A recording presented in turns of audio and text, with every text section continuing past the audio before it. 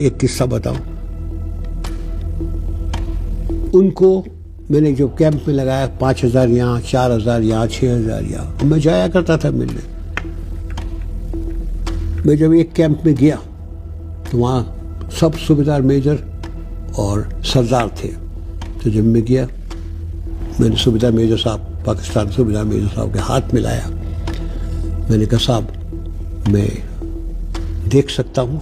آپ کہتے صاحب دیکھیں. اور وہی سوال ہمیشہ جو میرے جوانوں سے پوچھتا ہوں وہی پوچھا کہ صاحب پلنگ میں کھٹمل تو نہیں ہے؟ کہ نہیں صاحب. مچھردانی ہے؟ مچھردانی ہاں صاحب. میں لنگر میں جا سکتا ہوں؟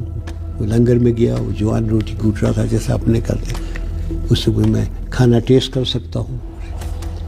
پھر لیٹرین میں گیا، وہاں پاکستانی بھنگی کام کرتا تھا، میں نے ہاتھ ملایا. اس نے انکار کیا. میں کیوں میرے ساتھ ہاتھ بھی نہیں ملائے گا؟ تو اس نے ہاتھ ملایا. جب ہم واپس آ گئے تو وہ صوبیدار میجر صاحب مجھے کہتے ہیں کہ حضور آپ گستاخی معاف کریں گے؟ میں کہا آپ صوبیدار میجر صاحب ہیں، جو مرضی ہے کہیں. کہتا اب ہمیں معلوم ہو گئی صاحب کہ آپ کی فوج کیوں جیتی ہے. آپ آئے، آپ نے ہم سے پوچھا کھانا ٹھیک ہے، کھٹمل تو نہیں ہے، مچھردانی ہے وغیرہ. بھنگی کے ساتھ بھی آپ نے ہاتھ میں.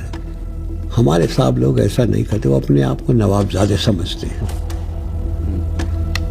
تو میں نے جو قیدی تھے ان کا بہت اچھی طرح برتاؤ کیا ان کے ساتھ. ان کا کیا قصور تھا؟ وہ اپنی سرکار کا حکم مانتے تھے.